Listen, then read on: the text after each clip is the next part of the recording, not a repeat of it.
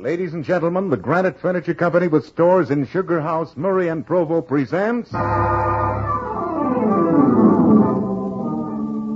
Hall of Fantasy.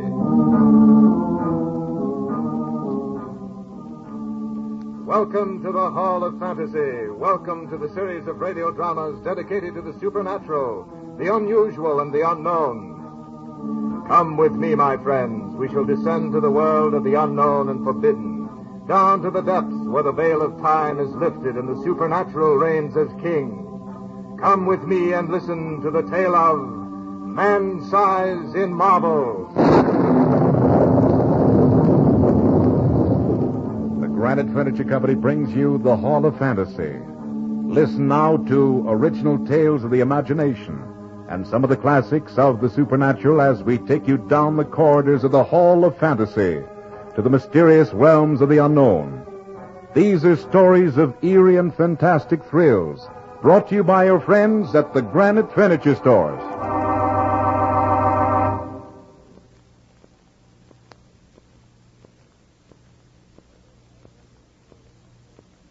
And now for tonight's story, a radio adaptation by Bob Olson of E. Nesbitt's story, Man-Size in Marble.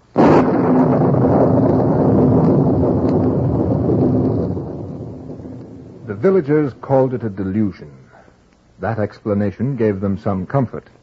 Since it will give you comfort also, I'll say no more about it, except that it's difficult to understand how hallucinations can commit murder. Ours was one of those marriages on a dime. I'd been doing a bit of painting in those days and never knew what it was to have the money I really needed. But then Laura knew this before she married me. Well, we'll get along if we're careful. You can paint and I'll write articles for the magazines. Living in town will be out of the question, dear. Well, we can find some little place in the country. As long as it's picturesque and sanitary. It doesn't matter where it is. And so we spent our honeymoon lightheartedly looking for a place that was both sanitary and picturesque, the two qualities that rarely keep company in one cottage.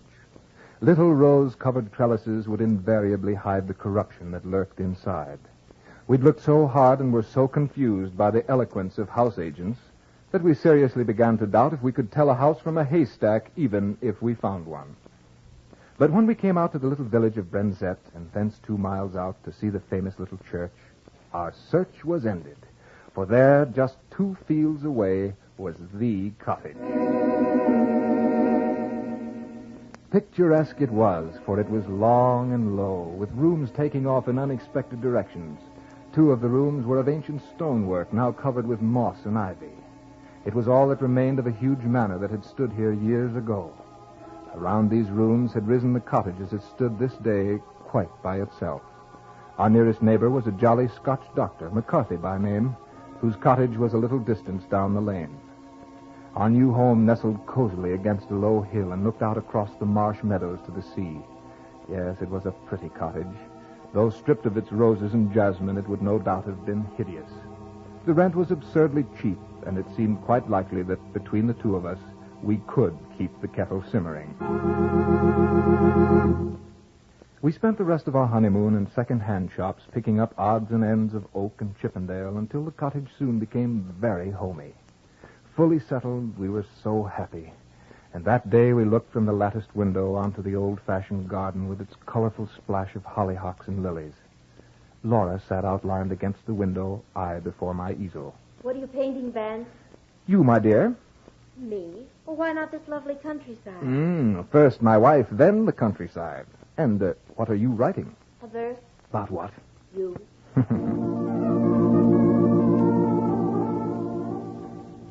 It was a gay life, the sort that only the quite humble or the very rich could enjoy.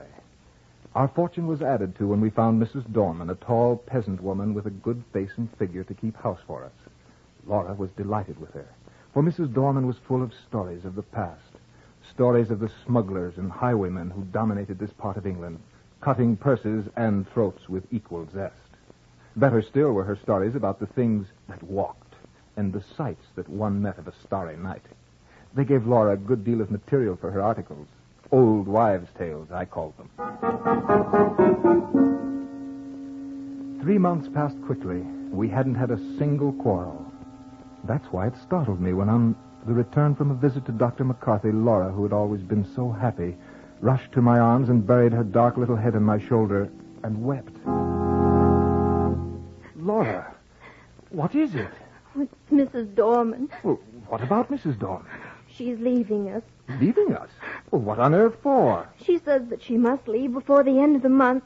She says that her niece is ill, but I don't believe her because, well, her niece has always been ill.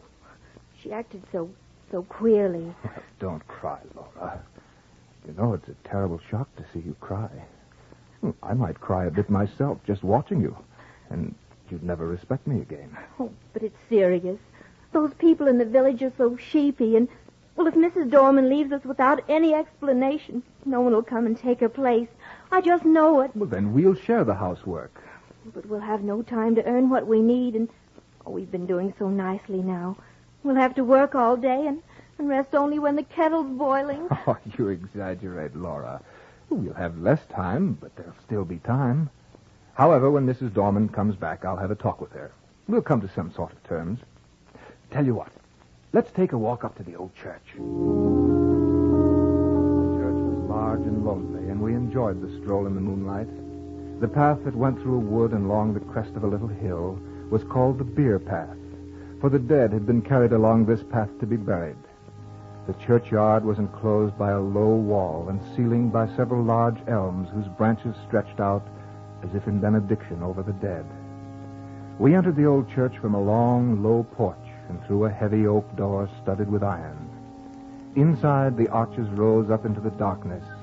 We strolled up to the chancel where the fine colored glass windows let in faint hues of filtered moonlight. It gave everything a substance of shadow, even the gray marble figures of the two knights who lay there in full plate armor with hands upheld in everlasting prayer.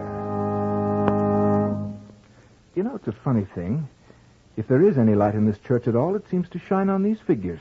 Who are they? No one knows. The peasants say they were marauders, bandits, that they were the scourge of their day.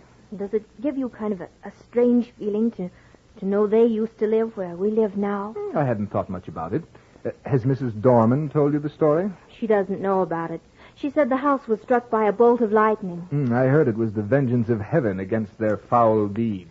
Funny how a pair like that would be given such an honored place in this little church. Well, the gold was good, no matter where it came from. Their heirs probably bought the honor. Those marble statues certainly aren't flattering. Yeah. From the looks on the faces, even in marble, I doubt their conversion to Christianity. The church looked very weird as the shadows cast eerie forms about. We looked again at the sleeping warriors, and a feeling of awe came over us. Outside, we sat on the ancient stone seats, gazing out across the moon-misted meadows.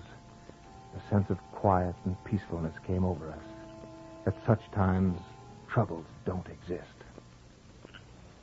Well, feel better than you did, dear? Yes, Vance. Oh, let's never leave this place. It's lovely. Ah, yes.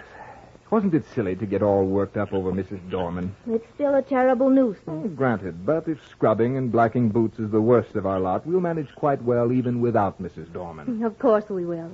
Nevertheless, when we get back to the house, I'll have a talk to her. She should be there by now. I hope you can convince her.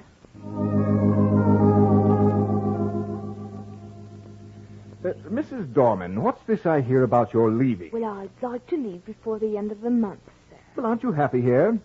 Maybe you'd like a raise in your wages. It's not that, sir. You and your lady have been most kind. Well, then, suppose we work it out so that you can stay. No, Mr. Longan, I'd rather leave. My niece is ill. Yes, I know, but she's been ill all along. Would you consider staying on for another month? No, sir. I want to leave before Thursday. But this is Monday, woman. That's rather short notice. I'll tell you what. Stay on until next week. Maybe I can come back next week. But why must you go this week? Well, speak up. It's this house, sir. This house? Well, what about it? They say that strange deeds was done here in olden times. In olden times? Oh, but this is now. What deeds do you mean? Well, don't worry, Mrs. Dorman. I'm not going to laugh at you. Well, sir, Have you seen them two shapes beside the altar in the church? You mean the effigies of the knights in armor? I mean them two bodies drawed out man-size in marble. A very graphic description, Mrs. Dorman, but what about the knights? In the village, they say that on All Saints' Eve, those bodies come to life. Those marble statues? They say that they rise up from their slabs and walks down the aisle in their marble. Then when the church clock strikes 11, they come out into the night and walks over a gride. But how do you suppose When the night has been wet, there was the marks of their feet along the beer path. Well, where do they go? Back to their home. Their home? But their home was... In this house. Well, did anyone ever see this happen? I ain't saying. All I know is what I know. Who was living here last year? No one, sir. The lady who owned the house spent the summer here, but she always went up to London a good month before the night. And so you think you must go? Yes, sir. My niece is ill. Oh, your niece. Well, very well, Mrs. Dorman. Go if you think you must. But don't say anything about this to Mrs. Langham. Must you go, Mrs. Dorman? Yes, ma'am. This is Thursday. I can't stay no longer. It's going to put quite a load on us. Don't try to do too much, Mrs. Langham. If there's anything I can do next week, well, I won't mind in the least. Thank you. Oh, but we'll try to manage. And whatever you do, lock the door early tomorrow night and make the sign of the cross over it. What do you mean? That's Mrs. Dorman's little Halloween joke, dear. It's no joke. And if you ask me... Goodbye, Mrs. Dorman. Goodbye. And don't forget what I said.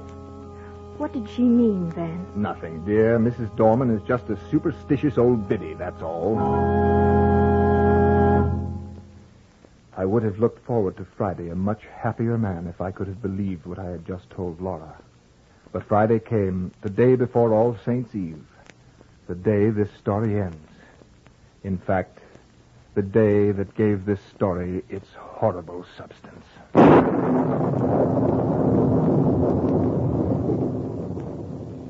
You are listening to Man-Size in Marble in tonight's journey down the corridors of the Hall of Fantasy, brought to you by your friends at the Granite Furniture Company with stores in Sugar House, Murray, and Provo.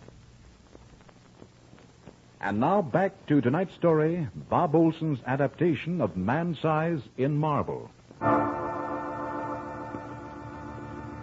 I arose early that morning and had already built a rather smoky success of a fire when Laura came down as bright as the bright morning itself. We had breakfast and went after the housework. When the brushes and pails were silent at last, we set up and pails were silent at last, we set up and pails were silent at last, and spent one of the merriest days since our wedding. That afternoon we took a long walk, completely happy, and Laura sweeter than ever. I decided that housework was good for her. We watched the deep flame of sunset as it slowly faded to a dull gray, and then walked back to the cottage hand in hand without a word. Once inside, we sat in the parlor and seemed to settle into a deep silence. I thought it was a happy silence, and what I asked Laura had no particular significance at the time. You seem sad, Laura. I was surprised at her answer. Yes, I don't think I feel quite well. I've had the shivers, and it isn't cold, is it? No, unless it's one of those nasty mists that creep up from the marsh. There is no mist, dear. Doesn't seem to be at that. No mist. In that case, darling, you're not entitled to a chill. Sorry. Van. Mm-hmm. Do you ever have a presentiment of evil? Don't believe in them. I do. When my father died, he was away in North Scotland. But the night he died, I knew it. Oh, forgive me, Van. Come and light up the candles on the piano, and we'll play one of our duets.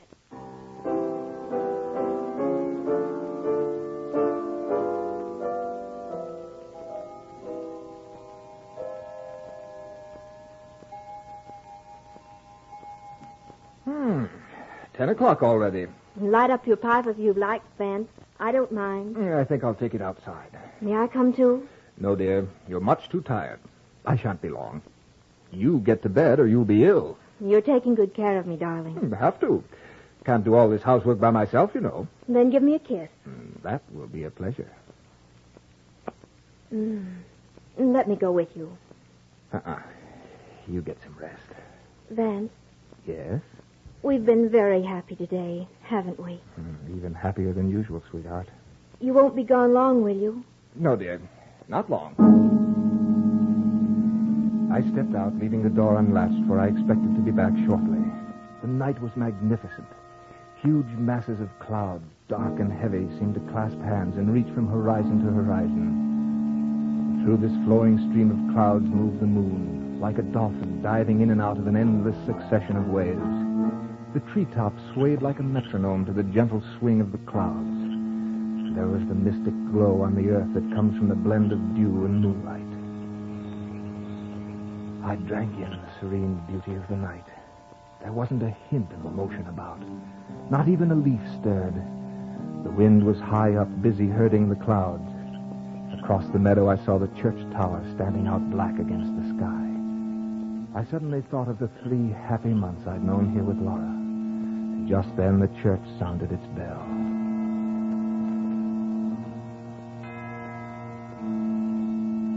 Hey, 11 o'clock. I should be getting back to the house. But first, I think I'll visit the church. I felt so happy and so very thankful. I wanted to take my gratitude to the old chapel that had heard the sorrows and the joys of its people for so many countless years. On my way, I passed our cottage and looked in the window where I saw Laura's dark little head silhouetted against the pale blue wall. She was very still. I decided not to disturb her. I turned down Beer Path. It was such a peaceful night that at first I was conscious of nothing. And then, suddenly, I became aware of a rustling sound that broke the stillness ever so gently. I stopped to listen. The sound stopped, too. I took another step and listened. The step seemed to echo my own. Well, if that's a poacher, he's a fool not to step more lightly. I left the Beer Path and took to the woods. The footsteps seemed to echo along the path I had just left. It was strange. Yes, it was strange. But then, all night sounds are strange. I passed through the corpse gate and walked among the graves to the low porch of the church. The door was open. Did I leave that open? I'd hate to have the damp get in and ruin those fine old fabrics. I went in and was halfway up the aisle when suddenly I remembered. That bell struck 11 o'clock. This is the very day, the very hour when the shapes drawn out man's size in marble begin to walk. Once I did remember, it came on me with a shiver. And I was ashamed. And so to make up for it, I walked boldly to the altar. I did that because I wanted to tell Mrs. Dorman how peacefully the shapes had slept through the ghastly hour. And so with my hands nonchalantly shoved into my pockets, I passed up the aisle. In the dim gray light, the other end of the church looked it looked larger than usual. The arches above the 2 tombs seemed to have grown too. At that moment, the moon came out from behind a cloud, and in the ghostly beams of light, I saw the reason. They're gone! I steadied myself. It's some fool's practical joke. They can't be gone. I'm not in the right place. It's too dark to see here clearly. Yes, that's it. I took a newspaper from my pocket and lit it with a match. It flared up brightly. The confirmation was sickening. The bodies drawn out man's size in marble had actually disappeared from the church. Suddenly I was gripped with an indefinable horror. It was an overwhelming certainty of finished calamity. I threw down the torch and dashed down the aisle, out the front door and into the night. They're gone! They're gone! Help me, someone! The bodies! They're gone! Settle down, man. Let go of me, you fool. The marble figures have gone from the church. They've disappeared, I tell you. Hey, they know. You've been smoking too much. Smoking and listening to old wives' tales. But, Doctor, I've seen the bare slabs with my own eyes. They're gone, I tell you. We'll come back with me. I'm going up to the Palmers now. His loss is sick. We'll have a look into the bare slabs. Well, you can go if you like. I'm going home to Laura. Rubbish. I'll not permit it. You can't go around all your life as saying you saw a slab of marble gain vitality. You can't do it, man. I'm not going back there. Then you want that you should be a coward? Coward? No, but... I coward. I nae can help you if you didn't go down with me. Oh, all right. Come on. No, here we are at the church. Come in with me. I'm coming. Oh, what have you got your ears closed for? Here, I'll strike a match. No, look there. What have you had to drink, man? I opened my eyes, and what I saw made me absolutely mad. A huge black screen dropped across my reason, for there on the cold gray slabs were the two grotesque shapes in their marble.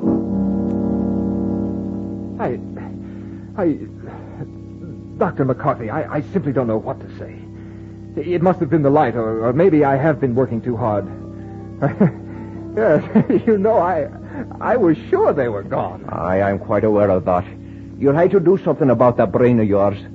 But wait, look at this hand. What's wrong with it, Doctor? It's been broken. There's a finger missing. Finger? But the last time I saw it, it was perfect. Someone may have tried to remove it. That can't be right. My impression was that they were gone. Completely disappeared. That was too much tobacco and painting. Perhaps. Well, come along, Dr. McCarthy. My wife will be getting anxious.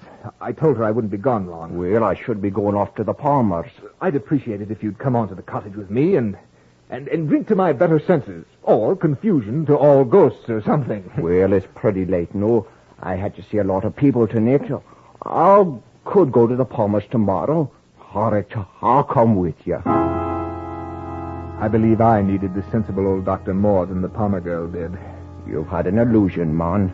Nothing more than an illusion. Yes, I fancy you're right about that, Doctor. But it was a most amazing one.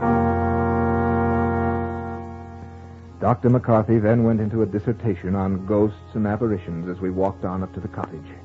When we reached the garden path, I was a little puzzled by the bright light that was streaming out the front door. Soon I saw that it was wide open. Had Laura gone for a walk? Well, come on in, Doctor. We'll find Laura and then pour ourselves a drop of whiskey. Good. The house was ablaze with candles. Laura had not only lit the wax ones, but there must have been a dozen other sputtering, glaring tallow dips stuck all over the room in odd little places. Laura, we have company. Oh, Laura! I wonder if she went out for a walk. Laura! Vance! Yes? Look! Where? Laura! There in the little recess of the window I saw her. What had she been doing there? Looking for me? But the doctor said it before I quite dared to. Someone's been in this room. It didn't belong here. Who? Who? Laura didn't move. Her mouth was drawn and her eyes were wide open. Very wide. She looked as if she'd heard a footstep behind her and turned to meet... what? I passed my hands over her eyes. They saw nothing. What had they seen last? The doctor moved toward her, but I pushed him aside as if I were afraid of what he'd say. And then I took her in my arms. Laura, darling. I've got you now. You're safe. She's safe. She's dead. Oh, no. She fell into my arms like a limp, loose-jointed doll. I was slightly mad with this horrible sense of loss. But I knew she was dead. I knew it, and nothing mattered anymore. Laura was dead, and the world was dead. And I silently prayed that I might die. What's in her hand? I don't know. I don't care. Laura's dead. But the doctor pried open her fingers, and soon something fell out of that grim clutch and dropped to the floor. We looked at it, and then at each other. For what we saw was no hallucination. It seemed to fairly shriek its defiance to reason. For there on the floor was a gray marble finger. And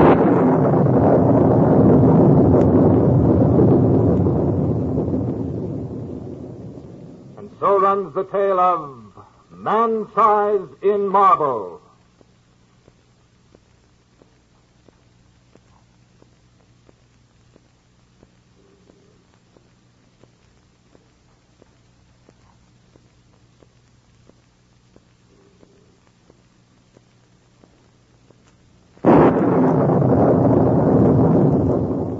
Remember to join us next week at the same time for another journey down the corridors of the Hall of Fantasy.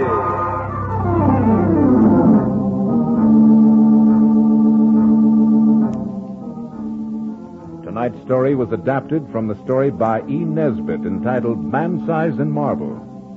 Heard in tonight's program were Kall Greyson as Vance Langham, Beth Calder as Laura, Phyllis Perry as Mrs. Darman, and Archie Hughley as Dr. McCarthy. Musical background was provided by Earl Donaldson. The technical supervisor was Nephi Sorensen. This program was written by Bob Olson and produced and directed by Richard Thorne.